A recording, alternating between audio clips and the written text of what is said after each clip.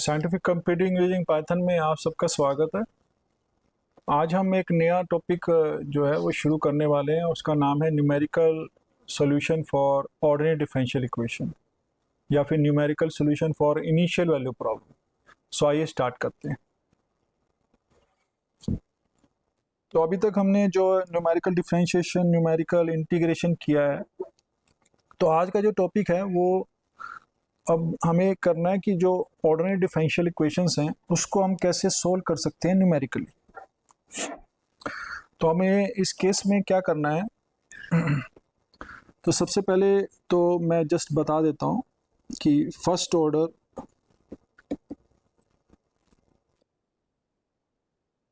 जो initial value problem, इसको हम लिखते हैं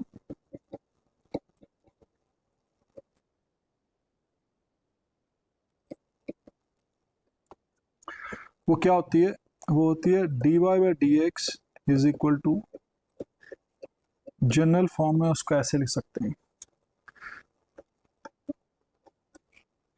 ये इनिशियल कंडीशन होती है। तो एक फर्स्ट ऑर्डर की में हम एक डिफरेंशियल इक्वेशन को इनिशियल वैल्यू प्रॉब्लम कहेंगे अगर हम इस फॉर्म में लिख सकते हैं। फॉर एग्जांपल आप लोगों ने देखी होगी कि हमने ऐसे इक्वेशन लिखी D by D X is equal to sine X, और मैंने लिखा इज जीरो, सपोज ये लिख दिया मैंने, ठीक है। या फिर हमने ऐसे लिख दिया D Y by D X plus X Y is equal to X square, और मैंने डिफाइन कर दिया वाई जीरो पे सपोज वन। तो ये जो इक्वेशन है इसको हम अगर हम ऐसे लिखेंगे, इस टाइप की इक्वेशन भी आपने देखी होंगी, तो इसको भी हम ऐसे लिख सकते हैं D Y by D X is equal to X square minus X Y. ये आ गया। तो ये जो हमारा बन गया इस केस में वो फंक्शन बन गया, और ये हमारी इनिशियल कंडीशन होती है। तो हम क्या करते हैं कि इस टाइप की इक्वेशन को हमें सॉल्व करना है, पर आपको मतलब ये अगर इक्वेशंस हैं तो हमें पता है कि इस टाइप की इक्वेशन हम सॉल्व कर सकते हैं अगर हमारे पास जो इस टाइप की इक्वेशन है, इफ, इसको मैं नाम देता हूँ वन, इफ इक्वेशन जो D Y by D X है वो अगर हमारे पास, सॉरी, एक्स वाई में है, ये अगर है, तो अगर ये जो इक्वेशंस है लीनियर है, देन वी कैन सॉल्व। हम इसको आराम से कैलकुलेट कर देंगे। हमारे पास मेथड्स हैं बहुत सारे, वो हम यहाँ नहीं डिस्कस करेंगे। वो ऑर्डिनरी डिफरेंशियल इक्वेशंस का जो कोर्स होता है उसमें डिफाइन होता है, या प्लस टू लेवल पे भी आपने किए होंगे। अब प्रॉब्लम ये आ रही है कि व्हाट विल हैपन अगर ये नॉन लीनियर हो जाए।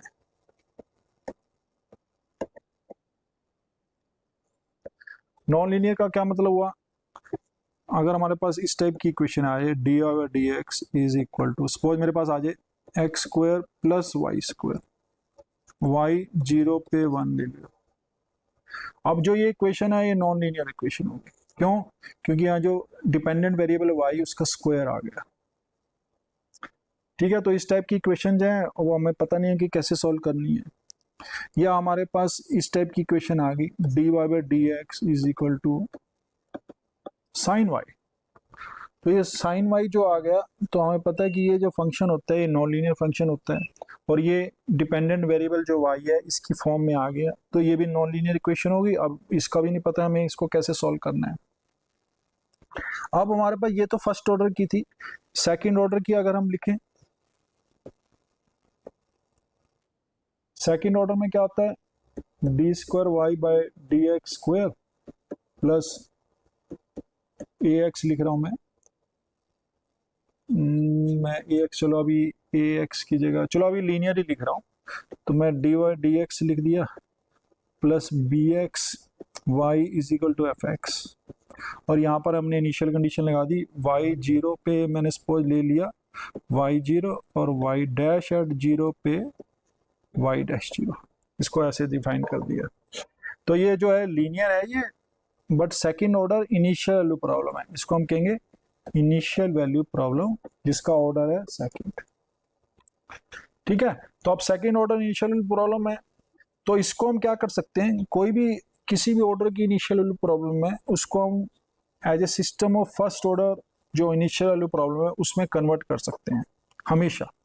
वो कैसे करेंगे, तो ये देखिए, इसको मैं क्या कर रहा हूं, लेट जो y हमारा है उसको मैं कोई एक नया नाम देता हूं y1। ठीक है, और फिर मैं क्या करता हूं, y1 डैश ले लेता हूं, उसको मैं नाम देता हूं y2। अब y2 डैश अगर हम लें तो क्या आएगा, तो देखो ये y1 डैश का मतलब क्या हुआ, y डैश, क्योंकि ये, और वो हमने मान लिया y2, और y2 डैश का मतलब क्या हुआ, y2 यहाँ है तो y2 डैश का मतलब y डबल डैश। ठीक है ना, इसका मतलब क्या है, y डबल डैश। तो इसका मतलब y2 डैश क्या आना चाहिए, अगर y2 डैश देखें हम तो ये जो है क्वांटिटी, इसको छोड़ के सारी चीजें मैं इधर ले जाऊंगा तो ये बन जाएंगी माइनस ए एक्स। अब डी बाई डी एक्स क्या है, डेरिवेटिव का y1, ठीक है ना, प्लस ये sorry y2 plus B X, sorry y minus sign आ जाएगा, y2 minus B X y1 plus F X, ये बन जाएगा। क्यों, क्योंकि y1 डैश क्या है, ये y1 डैश होगा ना, ये y2 है, y क्या है y1, तो y1 आ गया प्लस एफ एक्स। और यहां से इनिशियल कंडीशन देखें तो y0 क्या है, y0 इज y1, तो उसकी वैल्यू जो आ गई वो मेरे पास y1 आ गई, इसको मैं नाम दे दिया मैंने y1, y1 0 लिख लेता हूं। ठीक है, अब y डैश क्या हुआ y2, तो ये आ गया y2 0 पे, और ये आ गया y2, तो ये हमारी जो है इनिशियल कंडीशन बन गई। तो हमारे पास जो सिस्टम जो सेकंड ऑर्डर की इनिशियल वैल्यू प्रॉब्लम थी उसको मैंने कन्वर्ट करके इस फॉर्म में बना दिया। तो अब मैं इसको ऐसे लिख सकता हूँ y1 y2 dash is equal to, इसको मैट्रिक्स फॉर्म में हम लिख सकते हैं जहाँ पर y1 y2 जो है वो अननोन्स है, और अगर देखा जाए तो ये 0 1, और यहाँ पर ये आ जाएगा माइनस बी एक्स माइनस ए एक्स प्लस 0 एफ एक्स। ठीक है, तो ये बन गया हमारा, इसको हम कैपिटल वाई से रिप्रेजेंट कर देते हैं, ये मैट्रिक्स है कोई हमारी ए वाई प्लस एफ एक्स, ये बन गया हमारे पास। तो ये सिस्टम ऑफ इक्वेशन बन गई फर्स्ट ऑर्डर, और y जो 0 है वो क्या होगा, वो हमारा आ गया y1 0 y2 0। तो ये हम यहाँ से देख के कह सकते हैं कि system of initial value problems हैं जहाँ पर इनिशियल कंडीशन ऐसी की हुई है। तो ऐसे ही हम थर्ड ऑर्डर की, फोर्थ ऑर्डर की, फिफ्थ डिग्री की, सिक्स डिग्री की जो ऑर्डर की जो डिफरेंशियल इक्वेशन है उनको सबको कन्वर्ट करते जाएंगे, और ऐसे हमारे पास सिस्टम ऑफ इक्वेशन बनती जाएंगी। अब ये जो है ये सिस्टम ऑफ इक्वेशन जो है ये लीनियर भी हो सकती हैं, नॉन लीनियर भी हो सकती हैं, क्योंकि डिपेंडिंग अपॉन ये हमारी लीनियर है या नॉन लीनियर। इस केस में तो मैंने लीनियर ली है, बट ये नॉन लीनियर भी हो सकती है। ठीक है, तो हम जो है इसका मतलब ये हुआ कि अगर हम कोई भी ऑर्डर की इनिशियल वैल्यू प्रॉब्लम है हमारे पास, उसको हम चेंज करके सिस्टम ऑफ फर्स्ट ऑर्डर जो है उसमें उसकी फॉर्म में लिख सकते हैं, और उसके बाद हम जो मेथड्स देखेंगे कि फर्स्ट ऑर्डर इक्वेशन को कैसे सॉल्व करना है उसी को हम इस पे अप्लाई कर देंगे।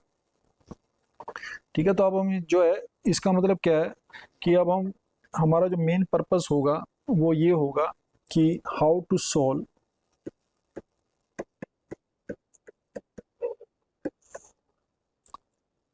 dy by dx is equal to F X Y.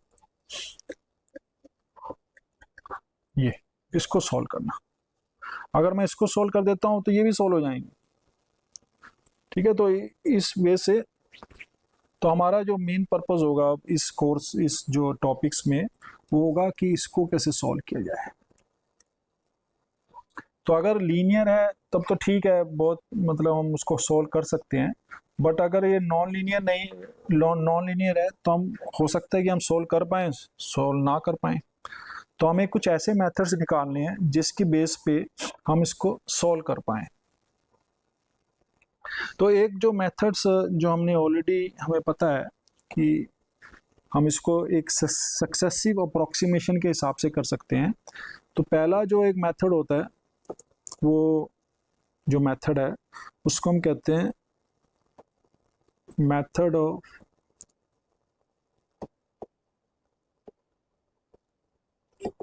Successive approximation,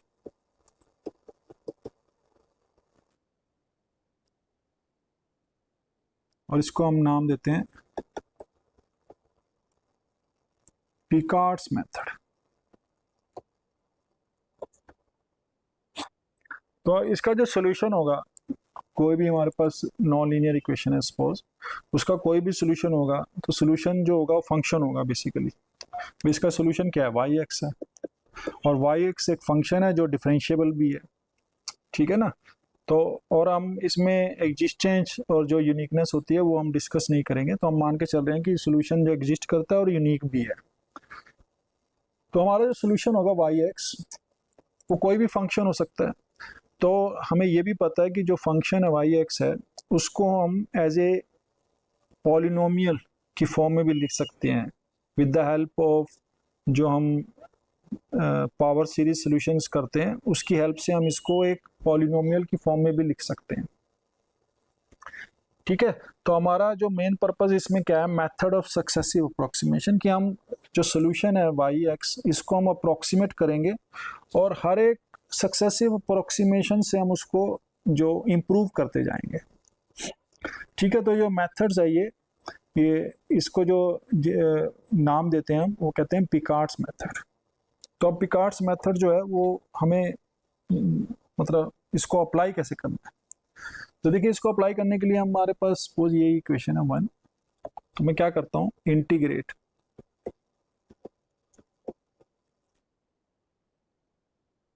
integrate कर सकते हैं हम। तो मैंने इंटीग्रेट किया, D Y D X with respect to X कर दिया। ठीक है। Is equal to F X Y with respect to X, integrate कर दिया। अब इंटीग्रेट हमें कहाँ से कहाँ करना है, तो स्टार्टिंग पॉइंट क्या है, एक्स जीरो, और इसका जो सोल्यूशन आएगा वो क्या आना चाहिए, एक्स की फॉर्म में आना चाहिए। तो इसका मतलब एक्स तक जाना पड़ेगा हमें, ये आ गया। तो अब हम इसको इंटीग्रेशन कर सकते हैं। लेफ्ट वाला तो हम इजीली कर सकते हैं भाई, ये डेरिवेटिव है उसको इंटीग्रेट कर रहे हैं, तो इसका मतलब हमारे पास जो है इसका इंटीग्रल वाई आएगा, X zero X is equal to, अब राइट हैंड साइड जो फंक्शन है वो हमें पता नहीं है कि क्या है, वो नॉन लीनियर भी हो सकता है, ठीक है, कॉम्प्लिकेटेड फंक्शन भी हो सकता है। तो हमें नहीं पता कि उसको कैसे सॉल्व करना है, इंटीग्रेशन कैसे लेना है। अगर ये फंक्शन ऑफ एक्स होता तब तो ठीक था। अगर ये फंक्शन सपोज मेरे पास, मैं एफ एक्स वाई जो है इसको एक्स वाई ले लूँ, सपोज ये ले लेता हूँ, तब हम इसको इंटीग्रेट करेंगे अगर एक्स जीरो से एक्स, तो ये आ जाएगा X Y D X. But Y तो है वो हमें पता ही नहीं है, वो तो अननोन है, वाई इज तो सोल्यूशन है इसका। ठीक है। तो हम इसको ऐसे लिख सकेंगे, तो ये इक्वेशन बन जाएगी Y of X minus Y of X zero, वो हमारे पास इनिशियल कंडीशन है, तो उसको हम राइट साइड में ले जाएंगे, तो ये आ जाएगी Y zero plus X zero से एक्स, ये बन गया। अब इसका फार्मूला जो बन गया हमारा, इसको हमने यूज करना है to find out approximate solution.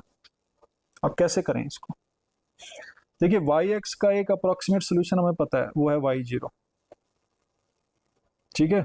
चाहे वो एक पॉइंट इनिशियल पॉइंट पे गिवन होता है, बट हमें y का जो इनिशियल एक सोल्यूशन है वो i0 हमें पता है। तो इसको हम अब करते हैं, देखते हैं कि इसको हम कैसे जो बेटर करते जाएंगे। तो बेटर करने के लिए अब मैं क्या करता हूँ, देखो इसको मैं कन्वर्ट कर रहा हूँ और एक इटरेटिव फॉर्म में लिख रहा हूँ मैं इसको।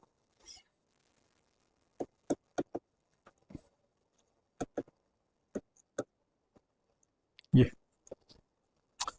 ठीक है, तो इसको हम क्या करेंगे, एक इटरेटिव फॉर्म में लिखूंगा। और इटरेटिव फॉर्म क्या होगी मेरी, मैं देखो ऐसे कर रहा हूँ, y x, अब मेरा y0 तो गिवन है, x0 से x भी गिवन है, x, और मैं ये लिख रहा हूं yn-1 dx, ठीक है। और यहां पर मैं आ रहा हूं इसको n, ये लिख दिया। तो ये हमारी जो है एक इटरेटिव फॉर्म बन गई। और ये कैसे इटरेटिव फॉर्म है, अब देखो मैं क्या लिख रहा हूँ, n को 1 ले लूं तो क्या आएगा, देखो ये आएगा y0 प्लस x0 से x f x y0 dx। y0 तो हमें पता ही है, उसको यहाँ सब्स्टिट्यूट कर दूंगा तो ये फंक्शन ऑफ x बन जाएगा सिर्फ, और उसको हम इंटीग्रेट कर देंगे तो वहां से मेरे पास y1 आ जाएगा।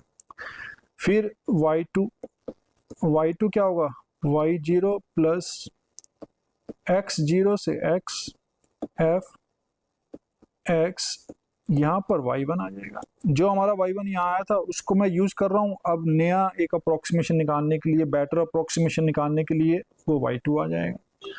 फिर मैं y3 निकाल लूंगा। तो ऐसे हमारे पास एक इटरेशन प्रोसेस स्टार्ट हो जाएगा और हमारे पास जो है वो पॉलिनोमियल्स आती जाएंगी, सॉल्यूशंस आते जाएंगे, और इसको हम इसीलिए कहते हैं कि मेथड ऑफ सक्सेसिव अप्रोक्सीमेशन। और ये अप्रोक्सीमेशन जो है वो बेटर बेटर होते जाएंगे। अब देखते हैं इसको कि इसको यूज कैसे करना है। ठीक है, तो इसको हम यूज करने के लिए एक एग्जांपल ले लेता हूं मैं। हमें दिया गया है एक equation dy by D X is equal to X square minus Y, और y0 पे गिवन है मुझे 1।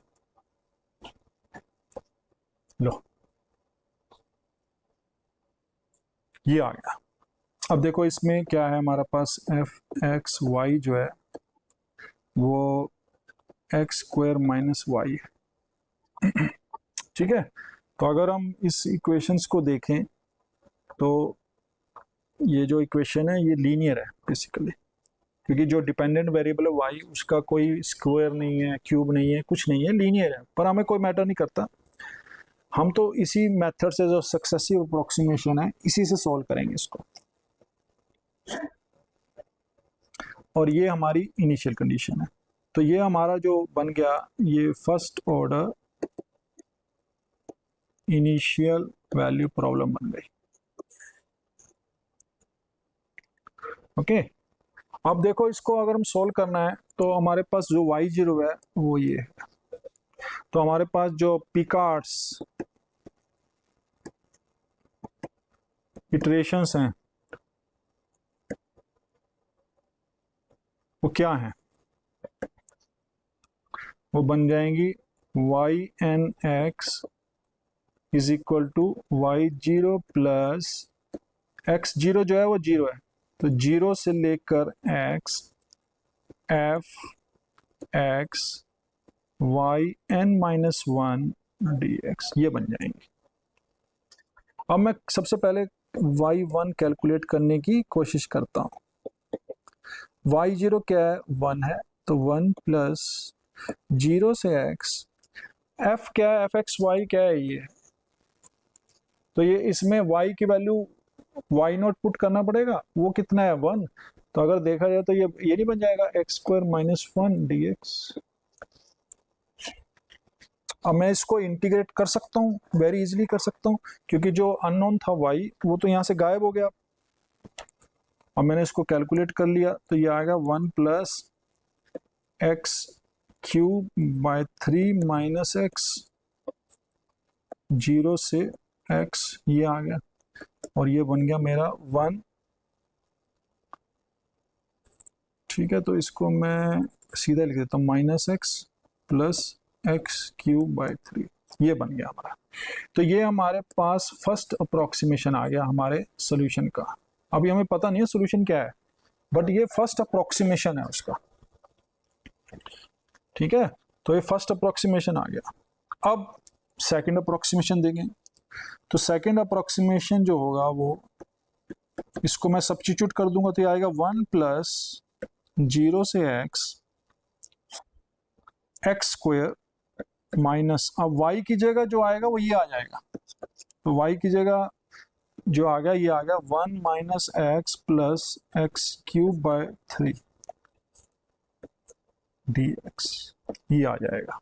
इसको मैंने कैलकुलेट किया तो ये आ गया 1 प्लस 0 टू एक्स, अब मैं इसको ऐसे डायरेक्ट लिख सकता हूँ -1 plus x minus X cube bye 3 plus X square dx। इसको मैं इंटीग्रेट कर दूंगा।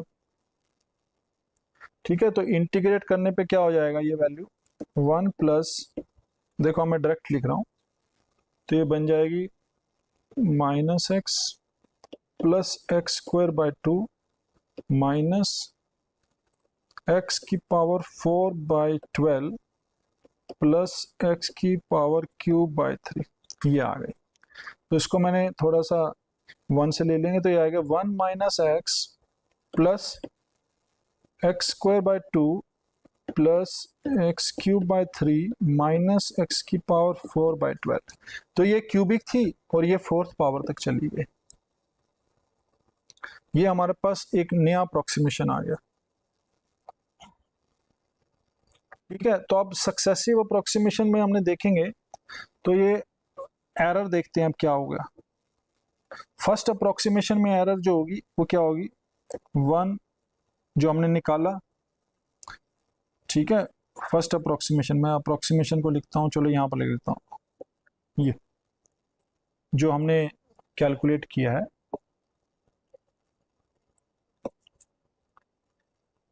तो एरर क्या होगी, एरर जो होगी, पहला जो हम ले रहे हैं अप्रोक्सीमेशन वो ये आया है, दूसरा जो अप्रोक्सीमेशन है वो ये आया है। ठीक है, तो अगर मैं इसको कैलकुलेट करना चाहूँ तो जो हमारे पास जो एरर आ जाएगी वो क्या आएगी,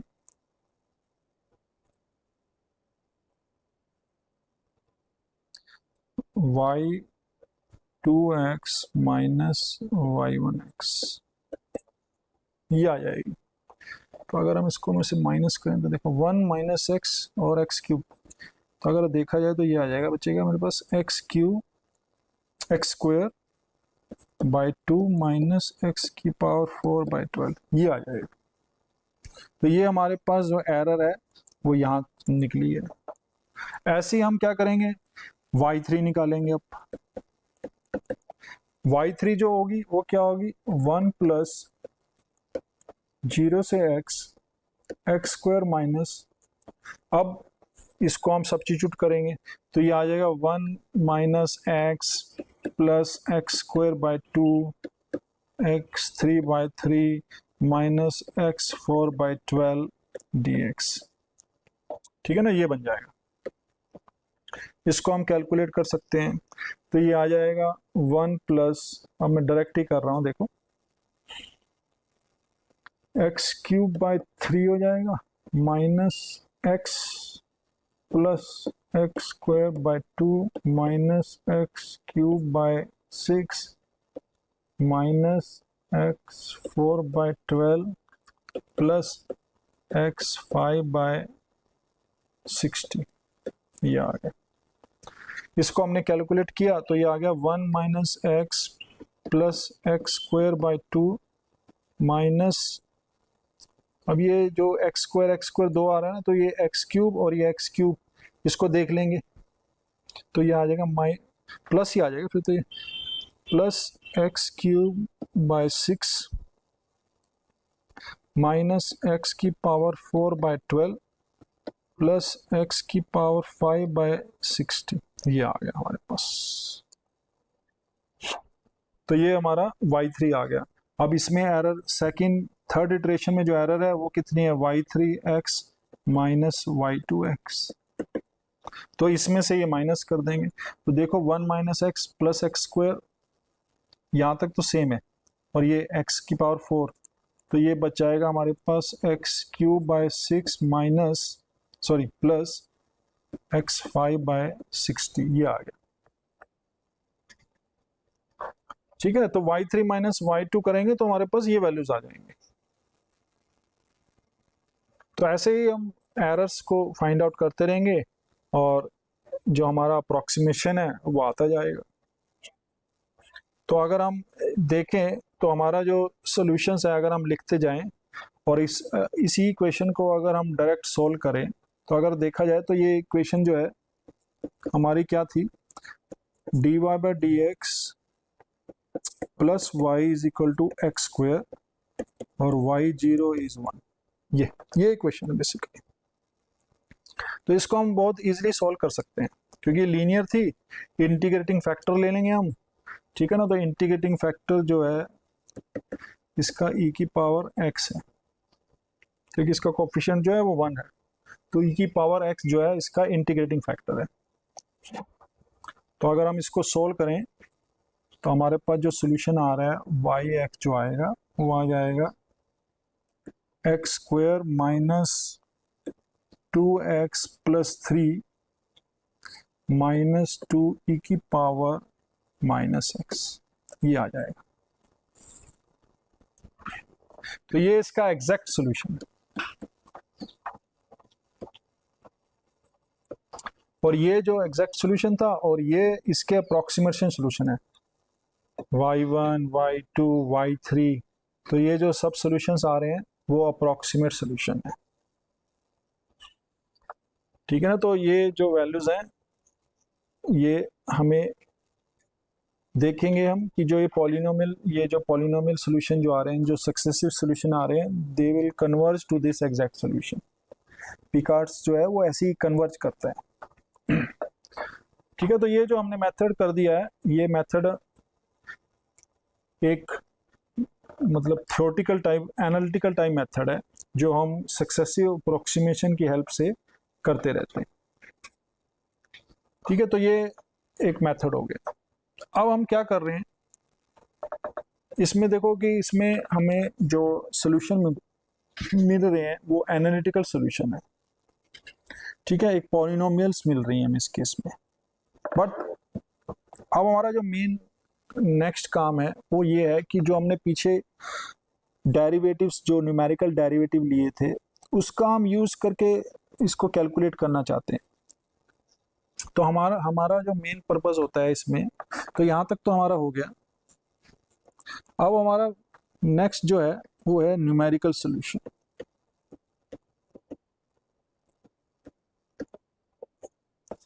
न्यूमेरिकल सॉल्यूशन मतलब हमारे पास ये इक्वेशन है dy/dx is equal to fxy y at x0 is equal to y0।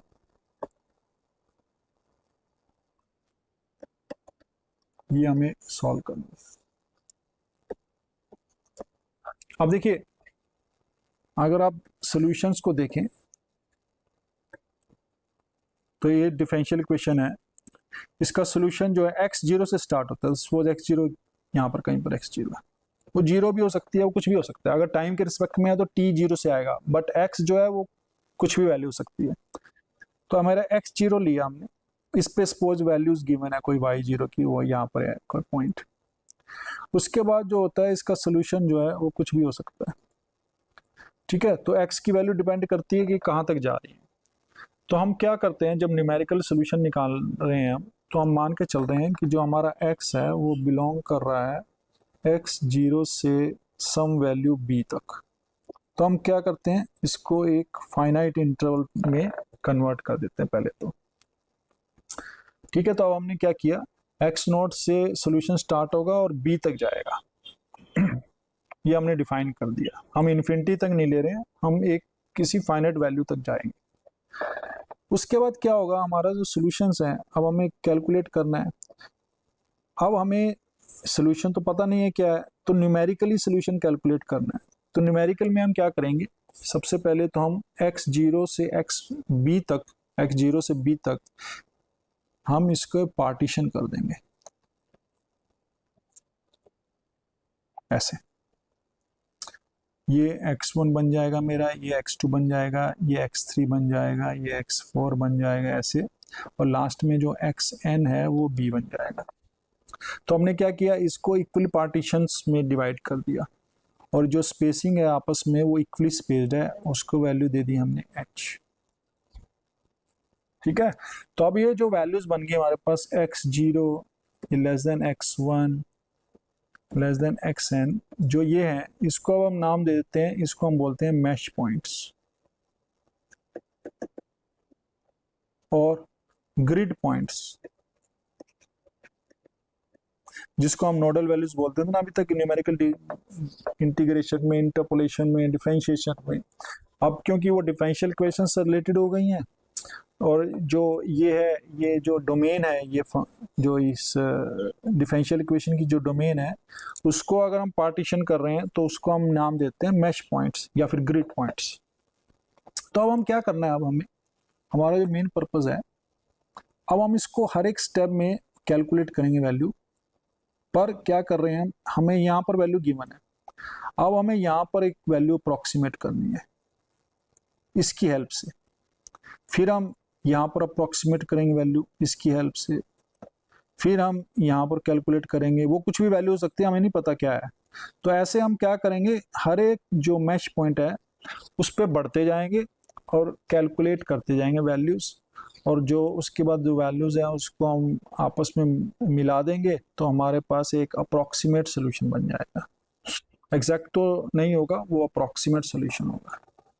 ठीक है, तो ये डिपेंड करता है कि हर एक इंटरवल पे, हर एक इटरेशन पे हमें सोल्यूशन निकालना है। तो पहले हम x0 पे निकाल चुके हैं, वो तो हमें पता ही है। अब हमें हमारा पर्पस होगा x1 पे निकालना, फिर x1 पे निकल जाएगा, फिर x2 पे निकालेंगे, फिर x3 पे निकालेंगे, फिर x4 पे निकालेंगे। तो ऐसे हमारे पास जो सॉल्यूशंस हैं वो इन मैश पॉइंट्स पे आ जाएंगे। अब इसके बीच में सॉल्यूशन क्या है वो हमें नहीं पता है, बट ये है कि जो मैश पॉइंट्स हैं उनके ऊपर जो सॉल्यूशन है वो हम कैलकुलेट कर लेंगे। ठीक है, और जो h है वो मैश विड्थ है। तो आपको पता ही है कि अगर h जो है बहुत ज़्यादा स्मॉल होगा तो उतना ही अप्रोक्सीमेशन जो है वो बेटर होता जाएगा। ठीक है, तो इसमें जो हम करते हैं तो इसको हम कहते हैं न्यूमेरिकल जो सोल्यूशन है। तो न्यूमेरिकल सोल्यूशन हमें क्या मिलेंगे, फिर हमारे जो न्यूमेरिकल सोल्यूशन होंगे वो ये मिल जाएंगे हमारे solution y0 y1 y2 y3 ये सब। ठीक है, तो इसको हम कहते हैं न्यूमेरिकल सोल्यूशन। पर ये कैसे कैलकुलेट करना है, हम इसको कैसे कैलकुलेट करें, तो उसके लिए जो मेथड्स हैं, तो हमारे पे कुछ चीज़ें इन्वॉल्व होती हैं इसमें। तो एक कंसेप्ट होता है, उसको हम बोलते हैं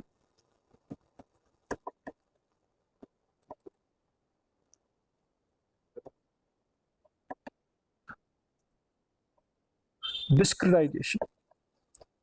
डिस्क्रिटाइजेशन का मतलब क्या है, अब ये जो इनिशियल वैल्यू प्रॉब्लम है, इसमें अगर हम देखेंगे तो फंक्शन जो है हमारा, इसमें y(x) जो है वो एक कॉन्टिन्यूस फंक्शन है,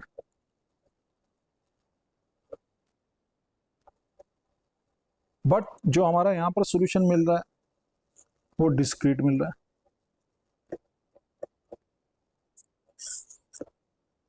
ठीक है, तो इसका मतलब क्या है, जो हमारी जो इनिशियल प्रॉब्लम है उसको भी हमें डिस्क्रीट फॉर्म में लिखना होगा। तो इस प्रोसेस को हम कहते हैं डिस्क्रिटाइजेशन प्रोसेस।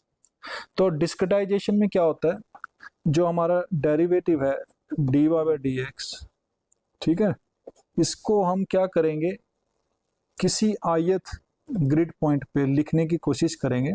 तो that will be equal to, अब हम सपोज हम इसको ऐसे लिख लेते हैं y i+1 - y i/h। Plus order of H. तो इसको हमें पता है कि हमने किया था कि जो डेरिवेटिव्स हैं उसको फॉरवर्ड जो फाइनल डिफरेंस है ऑपरेटर उससे कैलकुलेट कर सकते हैं, ये हमने पीछे पढ़ा हुआ है। इसको मैं बैकवर्ड से भी कर सकता हूँ, और हमने देखा था कि ये ऑर्डर ऑफ एच अप्रोक्सीमेशन जो कि एक्यूरेसी देते हैं, इसको मैं सेंट्रल से भी कर देता हूँ, कर सकता हूँ, बट इस केस में ऑर्डर ऑफ एक्यूरेसी बढ़ जाता है। ठीक है, तो हमने जब पीछे किए हैं डेरिवेटिव्स के न्यूमेरिकल डिफरेंशिएशन, तो उसकी हेल्प से हम डेरिवेटिव्स फाइंड आउट कर सकते हैं। और ये जो डेरिवेटिव है, ये डेरिवेटिव की वैल्यू है ith पॉइंट पे, ठीक है, और ये जो है हमारा फाइनाइट डिफरेंस से हमने डेरिवेटिव को अप्रोक्सीमेट किया, वही वैल्यू है। ये भी फाइनाइट डिफरेंस है, ये भी फाइनाइट डिफरेंस, ये भी फाइनाइट डिफरेंस। ठीक है, तो हम क्या करेंगे, जो हमारी इक्वेशन थी dy dx, उसको मैं डिस्क्रिटाइज कर दूंगा with the help of this, इसी डेरिवेटिव ले लिया। राइट साइड में जो हमारा फंक्शन है वो क्या बन गया, फिर वो बन गया F X I Y I. ठीक है, और y at x zero y zero वो हमें पता ही होता है, तो हमेशा जो स्टार्टिंग पॉइंट है वो तो पता ही है हमें। ठीक है, तो अब हमारे पास जो है ये एक वे हो गया डिस्क्रिटाइजेशन की हेल्प से, और ये जो हमारा प्रोसेस हो गया, ये इसको हम कहेंगे कि जो हमारी है ये न्यूमेरिकल स्कीम बन गई, डिपेंडिंग अपॉन कि हम जो डेरिवेटिव्स हैं इसको कैसे अप्रोक्सीमेट कर रहे हैं, फॉरवर्ड से कर रहे हैं, बैकवर्ड से कर रहे हैं, सेंट्रल से कर रहे हैं, या फिर किसी और से भी कर सकते हैं। ठीक है, तो उसकी हेल्प से हमारे पास न्यूमेरिकल स्कीम जो हम डिस्कस करेंगे वो अलग अलग स्कीम्स आती जाएंगी, डिपेंडिंग अपॉन कि हमने कौन सा डेरिवेटिव लगाया, और डिपेंडिंग अपॉन कि उसकी ऑर्डर ऑफ एक्यूरेसी कितनी है। ठीक है, तो उसका ऑर्डर ऑफ एक्यूरेसी जो है वो भी हम कैलकुलेट करेंगे, और अगर सोल्यूशन नोन है तो हम एरर भी फाइंड आउट कर सकते हैं। ठीक है, तो उसके बाद ये हो गया, तो जो भी न्यूमेरिकल स्कीम्स होंगी उसमें फिर कुछ टर्म्स हम हमेशा कैलकुलेट करने की कोशिश करें। पहले तो हम उसको चेक करेंगे कि कन्वर्जेंस,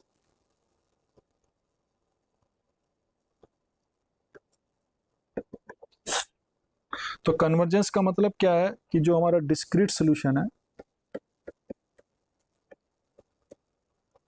वो कन्वर्ज करना चाहिए एग्जैक्ट सोल्यूशन को, क्योंकि डिस्क्रीट सोल्यूशन तो हमारा ये आ रहा है, हमने y0 y1 y2 निकाल दिए एक h लेके, फिर हमने h को रिड्यूस कर दिया स्पोर, फिर हमारे ने आ गए, फिर और कम कर दिया, फिर न्यू आ गए। तो हमारा जो सोल्यूशन है ये एग्जैक्ट सोल्यूशन की तरफ जा रहा है कि नहीं जा रहा है, इसको हम कहते हैं कन्वर्जेंस। और नेक्स्ट चीज होती है स्टेबिलिटी।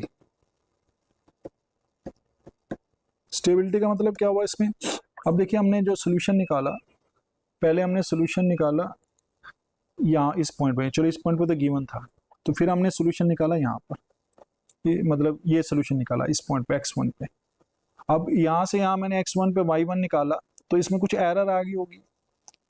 ठीक है, हो सकता है एग्जैक्ट भी हो सकता है एरर आ गई हो, इसको यूज करके फिर मैंने ये वैल्यू निकाली, तो उसमें जो है अगर y1 में एरर थी तो y2 में भी एरर हो जाएगी, ठीक है, y3 में भी एरर हो जाएगी। तो एरर जो है ऐसे जो हमारे स्टेप्स हैं उसमें इन्वॉल्व हुई, तो एरर जो है वो नेक्स्ट स्टेप में भी इन्वॉल्व हो जाएगी। तो स्टेबिलिटी का मतलब है कि ऐसा ना हो कि जो एरर है बहुत तेजी से ग्रो करे और वो जो सोल्यूशन है वो अनबाउंडेड हो जाए। तो स्टेबिलिटी का मतलब ये है कि जो एरर हमारी है वो बाउंडेड रहे। ठीक है, तो इसका मतलब क्या है कि जो एरर्स हैं, जो क्यूमुलेटिव एरर्स हैं सारी, वो सारी की सारी जो हैं एक मतलब बाउंड में रहे, एक आगे ना बढ़ जाए, उससे इन्फिनिटी की तरफ ना चले जाए, तो उसको हम कहते हैं स्टेबिलिटी। तो जो क्यूमुलेटिव हम कह सकते हैं कि cumulative effect of all errors जो है वो जो है मतलब बाउंडेड होने चाहिए, अनबाउंडेड ना हो। इंडिपेंडेंट कि हमारा जो एच है वो क्या है, बाउंडेड होना चाहिए, इंडिपेंडेंट ऑफ एच। कि एच हम जो है 0.1 लें या 0.01 लें या 0.001 लें, क्योंकि हम कम करते जाएंगे डेफिनेटली। तो अगर हम उसको कम कर रहे हैं तो जो क्यूमुलेटिव जो इफेक्ट है एरर्स का वो एक बाउंड में ही रहे, अनबाउंडेड ना हो जाए। तो ये कंडीशन को हम कहते हैं स्टेबिलिटी। तो हमारे पास तीन चीजें आती हैं, एक तो डिस्क्रेटाइजेशन, एक कन्वर्जेंस और एक स्टेबिलिटी। तो ये तीनों का हम ध्यान रखते हैं। तो डिस्क्रेटाइजेशन एरर भी होती है एक, क्योंकि हमने कंटिन्यूट से हमने डिस्क्रीट बना दिया तो एक एरर इन हो जाती है, उसको हम कहते हैं डिस्क्रेटाइजेशन एरर। और कन्वर्जेंस और स्टेबिलिटी तो है ही हमारे पास। ठीक है, तो अब हमें मेन पर्पस होता है कि हम इसको कैसे कैलकुलेट करें।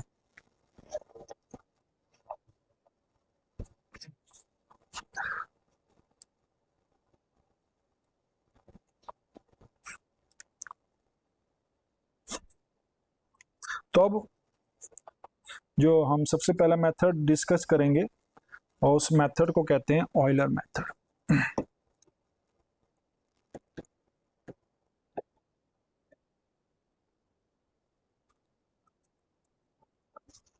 ऑयलर मेथड, तो ऑयलर मेथड क्या करता है, अब हमारे पास जो फंक्शंस हैं वो इक्वेशन है जो dy by dx is equal to y at x0 is y0।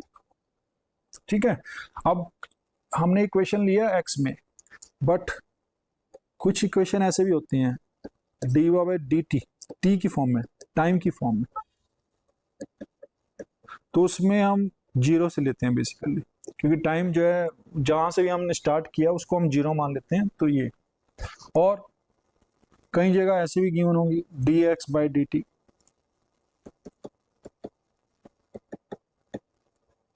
x at 0 is x0। तो ये भी हो सकती है, ये भी हो सकती है, ये भी हो सकती है।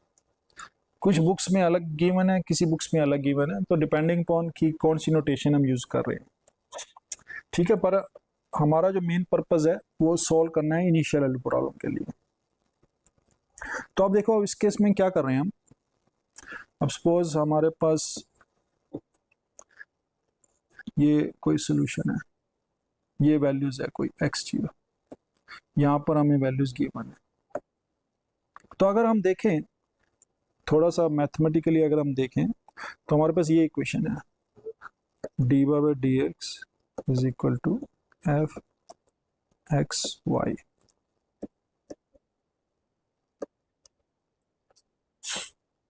इस पॉइंट पे अगर हम एक्स नोट पे देखें तो राइट हैंड साइड फंक्शन क्या होगा, एक्स नोट वाई नोट, एक कुछ वैल्यू आएगी, एक ये जो है एक वैल्यू आ गई, सपोज ये वैल्यू जो है सी आ गई। अगर मैं लिखूं कि dy by dx is C at x is equal to X naught, क्योंकि एक्स नोट पे ले रहे हैं ना, और ये dy by dc क्या है, ये स्लोप है, slope of the derivative at the point x note, उसकी वैल्यू जो है वो c है। तो यहाँ से हमें पता चल जाएगा कि यहाँ पर जो सोल्यूशन है उसका जो डेरिवेटिव है, उसका जो स्लोप है वो कितना है। तो अगर स्लोप सपोज 1 आ रहा है तो ऐसे जाएगा, अगर स्लोप -1 आ रहा है तो ऐसे जाएगा, ठीक है, स्लोप 5 आ रहा है तो ऐसे जाएगा। तो डिपेंडिंग अपॉन कि हमारे जो सी की वैल्यू क्या है, हमारा जो सोल्यूशन यहाँ पर स्लोप होगा वो बताएगा हमें कि हमें किस डायरेक्शन में जाना है। ठीक है, तो सी पे ऊपर डिपेंड कर गया, तो सपोज हमारा सोल्यूशन, हमारा सी जो भी था, तो सपोज ये भी था या ये था, तो हम क्या करेंगे, यहाँ पर हम पहुंच जाएंगे, तो इस डायरेक्शन में हम जाएंगे। फिर उसके बाद हम क्या करेंगे, नेक्स्ट पॉइंट फाइंड आउट करेंगे।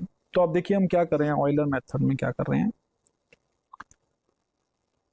जो हमारा डेरिवेटिव है तो उसको मैं क्या कर रहा हूँ, फॉरवर्ड से अप्रोक्सीमेट कर रहा हूँ।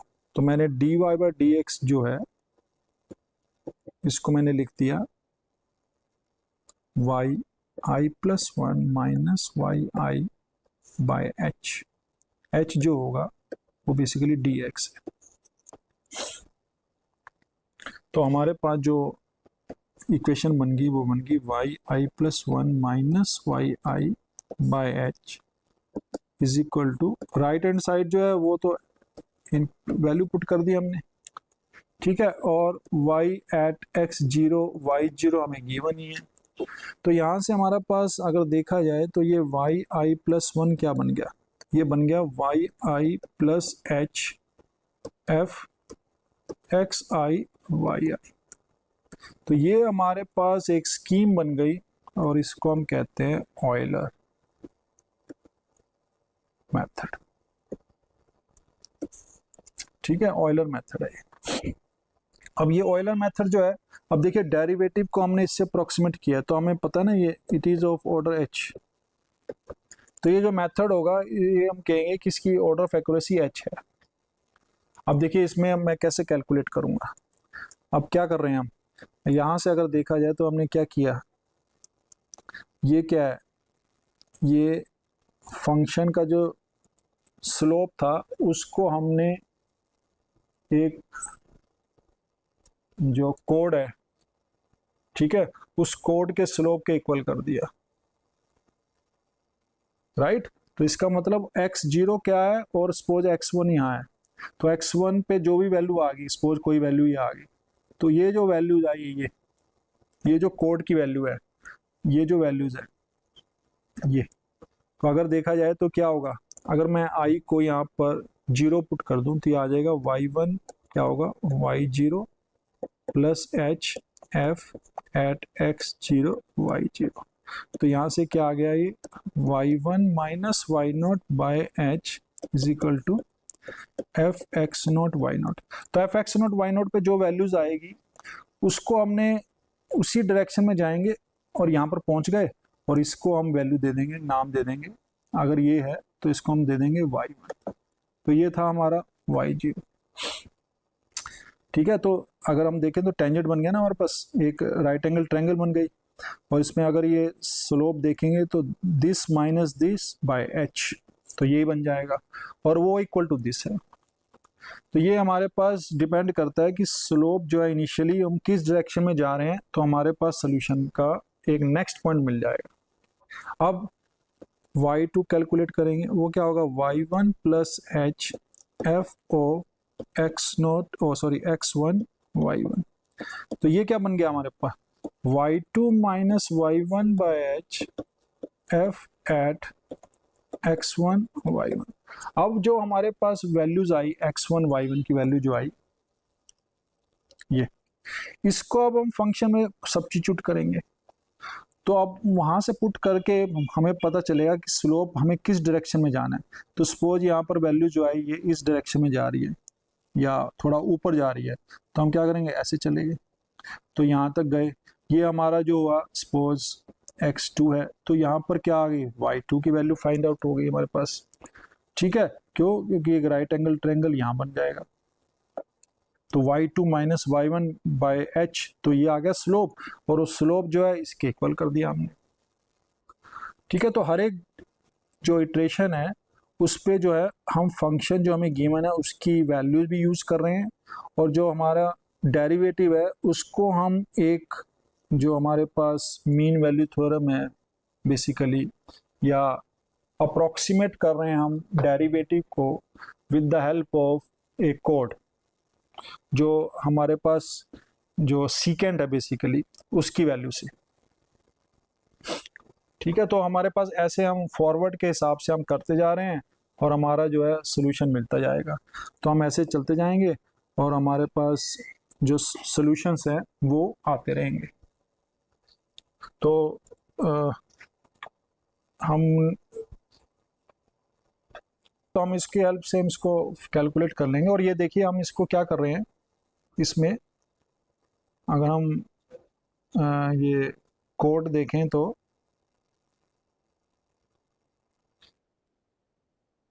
तो मैंने क्या किया, अभी हम इसको डिस्कस करेंगे, पर अभी मैं एक डायरेक्शन फील्ड का बनाया है कि कोई भी अगर डिफरेंशियल इक्वेशन लें हम, तो उसका जो डायरेक्शन फील्ड है उसकी हेल्प से हम चेक कर सकते हैं कि नहीं कि जो सोल्यूशन है किस डायरेक्शन में जा रहा है।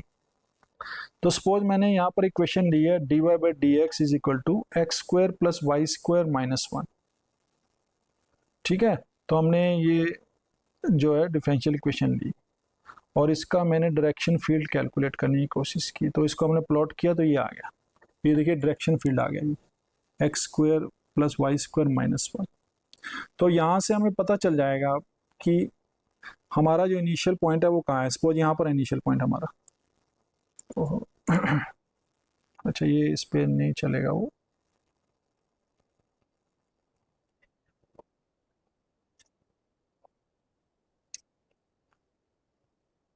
ठीक है। तो हम यहाँ पर क्या करेंगे, डिपेंडिंग अपॉन कि हमारे पास जो वैल्यूज़ हैं, तो अब हम क्या कर सकते हैं, ये देखिए जो एरोज है, ये arrows right hand side vector जो था ना और एफ एक्स वाई, उसमें वैल्यू पुट करेंगे एक्स और वाई की और वहाँ पर स्लोप आ जाएगा। तो आप देखें यहाँ पर स्लोप कैसे चेंज हो रहे हैं। तो अगर हमारा इनिशियल कंडीशन यहाँ पर हो तो हमारा सोल्यूशन ऐसे जाएगा, अगर हमारा इनिशियल कंडीशन यहाँ पर हो तो ऐसे जाएगा, अगर हमारा इनिशियल कंडीशन यहाँ पर हो तो ऐसे जाएगा। तो डिपेंडिंग अपॉन कि हमारी इनिशियल कंडीशन कहाँ पर लाई कर रही है, हमें एक यूनिक सोल्यूशन मिल जाएगा। और जो स्लोप की वैल्यू ले रहे हैं वो हम फंक्शन के हेल्प से ले रहे हैं, तो राइट हैंड साइड जो फंक्शन है उसकी हेल्प से ले लिया हमने और हमें स्लोप वैल्यूज मिल गई।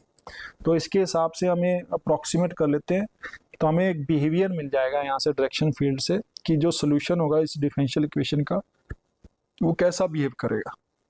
ठीक है, तो विदाउट नोइंग द सोल्यूशन हम क्या कर रहे हैं कि हमें सोल्यूशन नहीं पता है, पर हम उसका बिहेवियर चेक कर सकते हैं डायरेक्शन फील्ड कैलकुलेट करके। फिर हम उसके ऊपर मेथड लगा देंगे अपने और हम उसको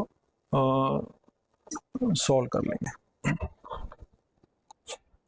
ठीक है, तो आज हमने जो किया कि एक फर्स्ट ऑर्डर जो इनिशियल प्रॉब्लम है उसको हम कैसे उसका सोल्यूशन अप्रॉक्सीमेट कर सकते हैं।